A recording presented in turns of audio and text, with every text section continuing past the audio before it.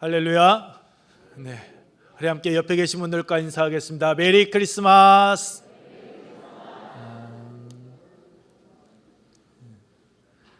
네, 메리 크리스마스입니까? 그냥 크리스마스입니까? 진짜요? 네, 그러면 다시 한번 밝게 웃으면서 하겠습니다. 메리 크리스마스. 시작. 메리 크리스마스. 네, 메리 크리스마스입니다. 우리를 구원해 주시기 위해 이 땅에 오신 예수 그리스도의 은총이요, 여러분의 심령과 가정과 삶의 모든 자리에 충만하시기를 축복합니다. 우리 옆에 계신 분들과 함께 인사하겠습니다. 행복한 애운교회 참 잘 오셨습니다. 하나님은 여러분을 사랑하십니다. 저도 여러분을 사랑합니다. 감사합니다. 이제 곧 우리 막내 생일입니다. 뜬금없는 막내 생일. 우리 막내가요, 이제 생일이 다가오니까 항상 이야기해요. 아빠, 내 생일 알지? 아빠, 내 생일 언제라고? 계속해서 이야기를 합니다. 우리 큰애는 그런 말을 하지를 않아요. 근데 둘째하고 셋째는 유독 자기 생일이 다가오면요, 그 이야기를 잘 합니다. 근데 우리 막내 생일이 이제 곧 다가오니까 지금 이야기합니다. 그 아이는 생일만 다가오게 되면 생각만 해도 그냥 설레인가 봅니다. 생일 자체가 그냥 그 아이에게는 기쁨인 것 같습니다. 여러분께서는 어떻습니까? 여러분이 태어나신 날 생각하며 가슴이 뜁니까? 그냥 생각만 해도 기쁩니까? 설레이십니까? 전혀 그런 거 없고, 생일은 뭔 생일, 그냥 미역국이나 얻어먹으면 다행이지, 이런 생각하고 계십니까? 어떠십니까 여러분? 오늘 캐나다에서 목회하는 친구가 왔어요. 문자가 왔어요. 축복의 성탄이라고 하면서 이렇게 아침에 그 일부 예배를 드리고 갔더니 문자가 왔는데, 눈이 겁나 와가지고 천장 무너져서 틈새로 이 빗물이 새고 있다. 이건 메리 크리스마스가 아니라 뭐라고요? 그냥 크리스마스다. 그랬더니 광주에서 목회하고 있는 친구가, 너만 그런 게 아니야, 나도 그냥 크리스마스야, 즐거운 성탄절이 되지 못했어 라고 그렇게 이야기들을 하고 있는 걸 보았습니다. 여러분, 오늘 성탄절인데 어떻습니까? 여러분께서 주어진 삶의 자리에서 힘들고 어렵지만 그래도 메리 크리스마스이십니까? 아니면 그냥 주님 오신 날 성탄절이야, 이렇게 맞이하고 계십니까? 과거에는 성탄절 하면요, 정말 가슴이 뛰었던 것 같습니다. 그냥 친구들과 또한 교회에서 여러 가지 것들 준비하고 지내는 시간들이 너무나도 즐거웠고 행복했습니다. 그 시간이 기다려졌습니다. 저녁에 새벽송을 돌면서 캐럴도 부르고요, 이 일 저 일 정말 재밌고 즐거운 시간들이었습니다. 근데 여러분께서도 짐작하고 계시는 것처럼요, 언제부터인가 캐럴송이요, 잘 들려지지가 않습니다. 저희 가정에서도 캐롤송 듣지 못했습니다. 어제 집에 갔더니 저희 막내하고 큰애가 성탄 트리를 좀 해놓은 것을 잠깐 보았습니다. 성탄 이제 다가오고 이제 다 끝날 때쯤 돼서 성탄 트리를 했습니다. 근데 여러분, 길거리 들어가나 보녀도요, 성탄 캐롤송이 들리지를 않습니다. 제가 시내를 나가지 않기 때문에 이쪽 송천동에만, 또 교회하고 집하고 가깝우니까 오고 가서 그러는지는 몰라도요, 그렇게 성탄 캐롤을 듣는 것이 전과 같이 그렇게 쉽지가 않습니다. 여러분, 실버벨이라는 곡 아시죠? 거리마다 오고 가는 많은 사람들이 웃으면서 기다리는 크리스마스, 아이들도 어른들도 은종을 만들어 거리마다 크게 울리네. 종소리 울려라, 아름다운 종소리를, 종소리 울려라, 크리스마스 다가오네. 그런데 이 노래도요, 이제 옛말이 되어진 것 같습니다. 듣기가 힘이 듭니다. 설교를 준비하면서요, 성탄절에 대한 한번 기사를 찾아보았는데, 2014년 그 기독공보 사설에요, 크리스마스와 윈터벌이라는 그 사설이 잠깐 올라와 있었습니다. 그 내용의 일부분입니다. 그 1998년 성탄절 즈음에요, 영국 그 버밍엄시 의원회가 크리스마스 명칭을 윈터벌로 바꾸자라는 그 의견서를요, 시 정부에 제출했다라고 합니다. 이 윈터벌이라는 말은요, 이 겨울을 의미하는 윈터와 축제, 즉 페스티벌을 합친 단어가 바로 윈터벌입니다. 그러니까 크리스마스가 더 이상 예수님의 탄생을 축하하는 그런 의미 있는 날이 아니라라는 것입니다. 단순히 겨울 축제여야 한다라는 것이죠. 그들이 크리스마스가 아니라 윈터벌로 바꿔야 된다라 하는 이유는요, 크리스마스는 더 이상 예수 그리스도의 탄생말을 의미하는 날이 아니라 연말과 연시에 흥겨운 축제의 분위기를 상징하는 단어가 되어야 된다라는 명분이었습니다. 또 하나는 크리스마스는 그 무슬림이나 힌두교인들을 자극할 수 있다라는 이유에서 이 성탄절이라는 말 대신에 윈터벌로 바꾸자라고 이야기했다라는 것이죠. 그래서 여러분께서 알고 계시는 것처럼 영국에서는 성공회가 주류를 이루고 있는데요, 성공회에서 이야기했다 그래요. 시의원회의 발상은 세속주의의 극치다라고 말입니다. 그러면서 윈터벌이라는 이름은 믿음과는 아무 상관없는 상업적인 단어로 일구의 가치가 없다라고 그렇게 일축했습니다. 근데 여러분 생각해 보십시오. 정말 그렇습니까? 일구의 가치가 없다라고 윈터벌 축제일이 아니다라고 끝나버렸는데, 정말 여러분 성탄절을 제일 먼저 맞이하는 곳이 어디입니까? 교회입니까? 아니요, 백화점입니다. 11월 말만 되면요, 그때부터 이제 백화점은 이제는 장사를 하기 시작을 하죠. 가장 먼저 성탄절이 가까이 왔다라는 것을 알려줍니다. 상업하는 사람들이요, 그런 상인들이 이제 장사 속으로 성탄절을 이용해 가기 시작을 한 것입니다. 여러분, 이것이 오늘 우리가 살아가고 있는 시대의 모습이고 성탄절을 맞이하고 있는 오늘 우리의 삶의 모습이기도 합니다. 성탄절, 이 연말 연시와 맞물려서요, 그 본래의 의미가 점점 퇴색되어져 가고 있습니다. 윈터벌, 즐겁게 노는 날로 바뀌어가고 있는 것이 오늘 우리의 현실입니다. 그러나 성탄절의 의미가요, 아무리 퇴색해 되어져 간다 할지라도 오늘 우리들만큼은 성탄절 본래의 의미를 결코 잃어버려서는 안 될 것입니다. 여러분, 성탄절이 무엇입니까? 성탄절은 마태복음 1장 23절 말씀과 같이 임마누엘의 은혜입니다. 하나님께서 우리와 함께 하시기 위하여 이 땅에 오신 날, 그 날이 바로 여러분 성탄절입니다. 우리를 죄에서 구원하여 주시기 위하여서 하나님께서 친히 인간의 몸을 입고 오신 날이 바로 성탄절입니다. 그 주님께서 우리를 위하여 십자가에 달려 죽으시고 난 후 부활승천하시면서 또한 말씀해 주셨죠. 마태복음 28장 18절 말씀, 내가 세상 끝날까지 너희와 항상 함께 하겠다라고 말입니다. 그러면 여러분, 성탄절은 과거 2000년 전 일로 끝나는 것이 아니라 성탄은요, 현재형이어야 한다라는 것입니다. 그리고 그 성탄의 의미는 계속해서 진행되어져 갑니다. 왜요? 하나님은 우리와 변함없이 항상 함께 해주시고 계시기 때문입니다. 우리가 이 성탄의 의미를 잊어버리게 되면 우리를 위하여 이 땅에 오셨던 예수 그리스도, 그 예수 그리스도의 희생, 그 예수 그리스도의 사랑이 여러분 퇴색해 되어져 버리고 마는 것입니다. 예수님께서 이 땅에 오신 목적 잃어버리게 되는 것입니다. 그러므로 우리는 성탄을 맞이하되 성탄의 본래 의미를 결코 잊어서는 안 될 것입니다. 기쁨으로 맞이하고 기쁨으로 보내며 즐겨야 합니다.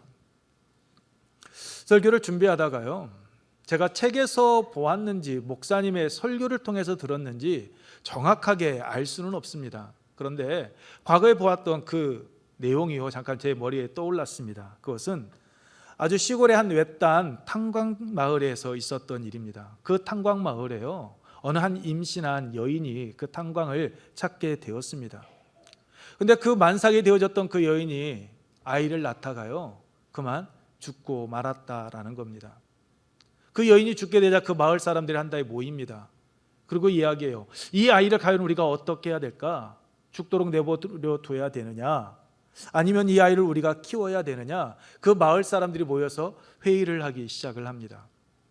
그리고 그 마을 사람들의 뜻을 모으기를 분명히 하나님께서 이 아이를 통하여서 우리에게 하시고자 하는 말씀이 있지 않을까라는 생각을 가지고 그 마을 사람들이 함께 공동으로 육아를 책임지자라고 의견을 모읍니다. 그리고 그 아이를 키우기 시작을 하지요.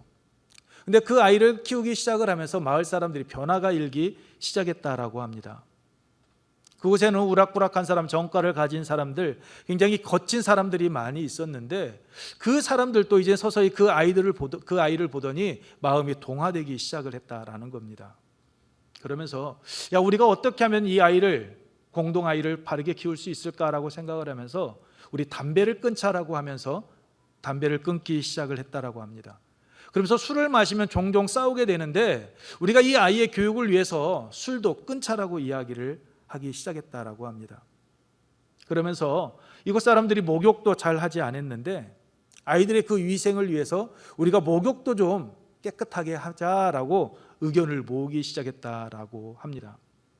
그러면서 그 아이를 중심으로 마을 사람들이 하나 둘씩 모이기를 시작을 하고 그 아이의 바른 육아를 위해서 한 사람 두 사람씩 자신들이 가지고 있었던 그릇된 습관들을 하나 둘씩 버리기 시작했다라는 것이죠.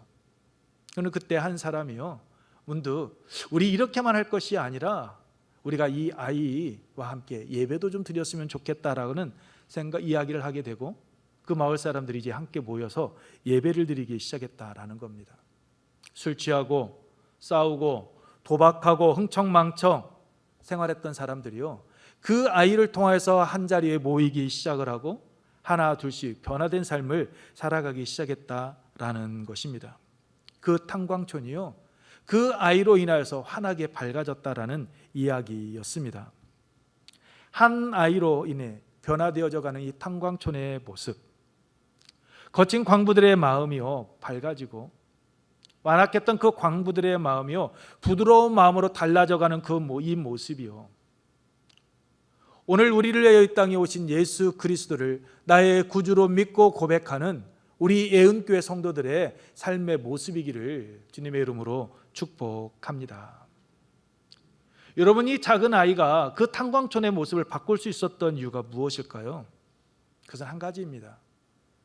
그 탄광촌에 있던 그 광부들에게 이 아이가 희망의 빛으로 다가왔기 때문입니다. 그냥 내일을 기약하지 않고 살아가던 사람들에게 그 조그마한 아이 하나가요, 하나님께서 주신 선물로 그들은 받아들이고 그 아이를 통해서 내일에 대한 소망과 꿈을 품게 되었기 때문입니다. 희망의 빛으로 다가오자 그들의 삶의 모습이 변화되어지기 시작을 했던 것입니다. 여러분, 오늘 본문은요 빛으로 오신 예수님에 대해서 말씀을 하고 있습니다. 여러분, 빛이 환하게 밝혀지기 위해서는 어떻게 해야 할까요? 어디에 있어야 될까요? 밝은 대낮에 그 빛이 환하게 보일까요? 기능할 수 있습니까? 못합니다.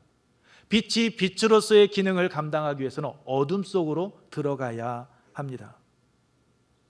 여러분, 빛만 있으면요 어두운 동굴 안내에 들어가는 것도 그렇게 두렵지가 않습니다. 담대하게 들어갈 수가 있습니다. 왜요?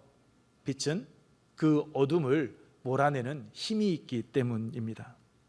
그래서 빛은 짙은 어둠 속에 있을 때 더 빛나게 되어져 있습니다. 여러분, 빛은 절망을 희망으로 바꾸는 능력입니다. 빛은 슬픔을요 기쁨의 노래로 바꾸어지는 그 힘을 가지고 있습니다. 그런데 이 빛이라고 해서요 다 같은 빛이 아니다라는 것입니다. 예수님께서 우리에게 빛으로 오셨는데요, 절망을 희망으로 바꾸고 슬픔을 기쁨의 노래로 바꾸어주는 그러한 능력 있는 빛으로 우리의 삶 가운데 예수님께서 오셨는데, 빛이 다 같은 빛이 아니듯이 예수님께서 오늘 본문에서 말씀하고 있는 이 빛도 다 같은 빛이 아닙니다. 사도 요한은 이 예수님을 가르쳐서요 참 빛이다라고 말씀을 하고 있습니다. 참 빛이신 예수님께서 세상에 오셨다라는 것이죠. 이유가 무엇입니까? 그 이유는 한 가지입니다. 이 세상이 죄악에 물들어가고 어둠에 쌓여가고 있었기 때문입니다.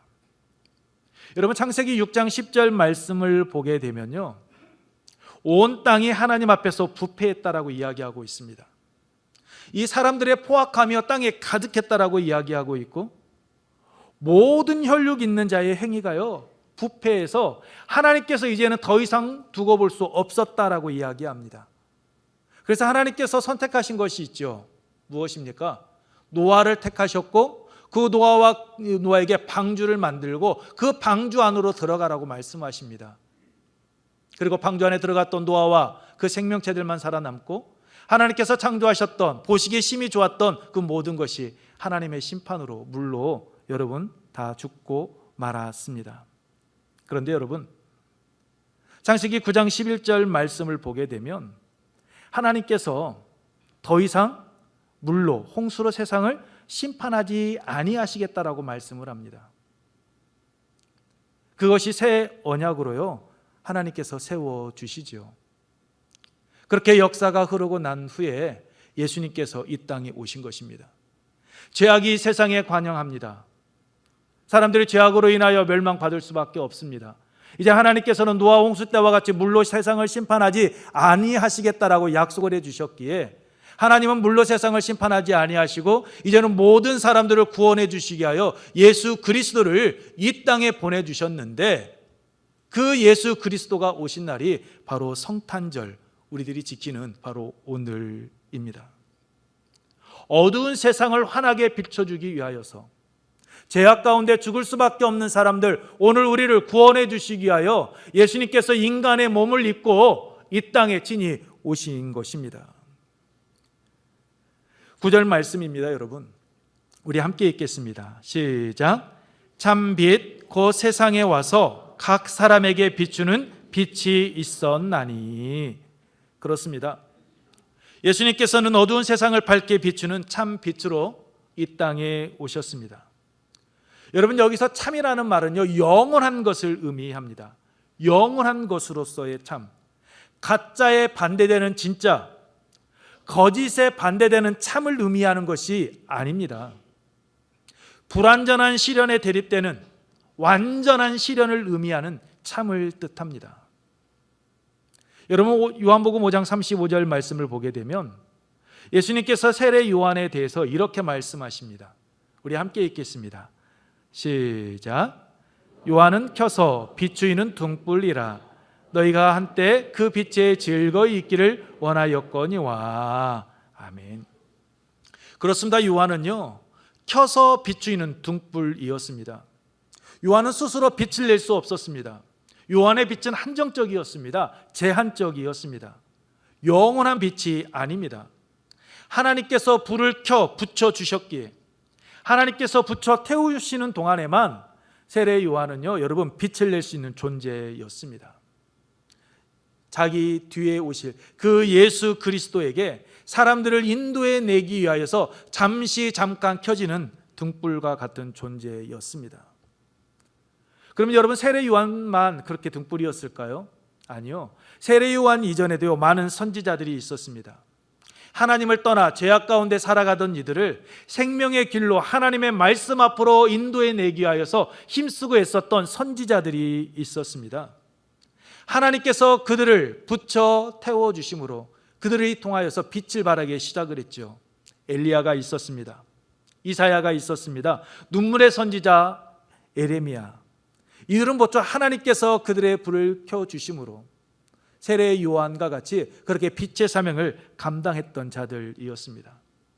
그래서 그 빛을 보고 사람들이 그들 앞에 나와왔고요, 그들이 깨닫고요 하나님께 돌아오기도 했습니다.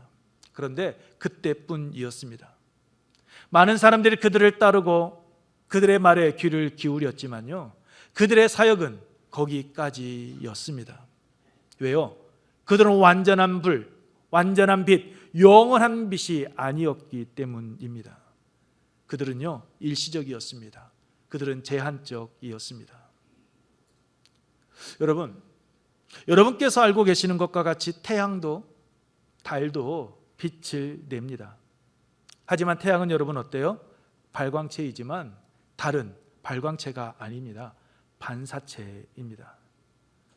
예수님이 이전의 선지자들은요 모두 발광체의 빛이 아닌, 모두 빛을 받아 비추는 달과 같은 반사체에 불과했던 것입니다. 그런데 과거부터 계속해서 존재했던 그 예수님은 태양과 같은 발광체이셨습니다. 그 발광체이신 예수님께서 이 땅에 오셨다라는 것입니다. 무엇 때문입니까? 요한복음 8장 12절 말씀입니다. 우리 함께 읽겠습니다. 시작. 예수께서 또 말씀하여 이르시되 나는 세상의 빛이니 나를 따르는 자는 어둠에 다니지 아니하고 생명의 빛을 얻으리라. 아멘. 그렇습니다. 죄악 가운데 죽을 수밖에 없는 이들을요, 생명의 길로 인도해 주시기 위하여 구원의 빛으로 오신 분, 그분이 바로 예수님이십니다. 절망 가운데 있는 이들에게 내일의 소망을 품게 하시는 빛, 그 빛이 바로 참 빛이신 예수 그리스도이십니다. 간음하고 현장에서 잡힌 여인을 용서해 주시고 난 후 말씀하시죠. 나는 세상의 빛이다, 생명의 빛이다 라고 말입니다. 그렇습니다. 용서의 빛, 사랑의 빛으로 오신 분, 그분이 바로 예수 그리스도이십니다. 사망의 권세에 눌려 살아가는 이들에게 생명을 주시기 위해 구원의 빛으로 오신 분이요, 우리가 믿고 있는 예수 그리스도이십니다. 이 생명의 빛, 소망의 빛, 용서와 사랑의 빛, 구원의 빛을요, 각 사람에게 비춰주고 계십니다. 그들에게요, 희망을, 소망을 안겨주십니다. 그런데 여러분, 잊지 말아야 될 것이 있습니다. 방금 읽어드렸던 각 사람에게 비추는 이라는 데서요, 이 빛을 받는 대상이요, 모두가 아니다라는 겁니다. 개개인 대상 하나하나를 의미하는 것입니다. 모든 사람 개개인을 말합니다. 예수님께서 비추시는 이 구원의 빛은 마태복음 5장 45절에 하나님이 그 해를 악인과 선인에게 비추시며 비를 의로운 자와 불의한 자에게 내려주십니다 라고 말씀하고 있듯이 모든 사람들에게 일괄적으로 비춰지는 그 빛이 아니다라는 겁니다. 모든 사람들을 대상으로 하고는 있습니다. 하지만 잊지 마십시오. 개개인별로 사랑을 가지고요, 하나하나 비추는 빛을 의미합니다. 그냥 의미 없이 한 번에 비추는 빛이 아니라 모든 사람을 대상으로 하되 그 한 사람 한 사람에게 사랑하는 마음을 가지고 비춰지는 빛, 이 빛이 바로 오늘 우리에게 말씀하고 있는 참빛 예수 그리스도이십니다. 유대인들이 자신들은 아브라함의 자손, 즉 선민이기 때문에 모두 구원을 받는다고 생각하는 것처럼요, 그렇게 생각해서는 안 된다라는 겁니다. 예수님께서 말씀하시는 이 생명을 살리는 구원의 빛은요, 어떤 민족, 어떤 집단에 속했다고 해서요 자동적으로 받는 구원은 구원의 빛이 아닙니다. 예수 그리스도의 구원의 빛, 하나님의 구원의 은혜는 13절 말씀과 같이요, 혈통과 육정과 사람의 뜻으로 여러분 결코 되어지지 않습니다. 영접할 때만이 가능한 것입니다. 예수님의 이 각 사람에게 비추는 이 빛은요, 여러분 과거형이 아닙니다. 여기서 비춘다라는 이 말은 여러분 포티제라라는 단어인데 성경에 보면요 현재형이라고 말씀하고 있습니다. 현재형으로 쓰여져 있습니다. 무슨 말입니까? 예수님의 이 구원의 빛이요 2000년 전부터 지금까지 쉬지 않고 계속해서 비춰지고 있다라는 겁니다. 지금 이 순간에도 모든 사람을 대상으로 비춰지고 있다라는 것이죠. 모든 사람들에게 항상 이 구원의 빛은요 열려 있다라는 것입니다. 사도 바울이 로마서 10장 12절에서 유대인이나 헬라인이나 차별이 없다라고 말씀하고 있듯이 이 구원의 은혜는요 남녀노소 빈부 격차에 상관없이 여러분 모든 사람에게 비춰지고 있습니다. 그런데 중요한 것은 그 빛을 받아들이는 자, 즉 영접하는 자에게 하나님의 자녀로서의 삶을 살아가는 그 구원의 은혜가 임한다라는 것입니다. 구원의 빛은 모든 사람들에게 비춰지고 있지만 내가 그 구원의 빛을 나의 것으로 받아들이지 않으면 그 구원의 은혜는 임하지 않는다라는 거죠. 1장 12절 말씀입니다. 우리 함께 읽겠습니다. 12절 시작.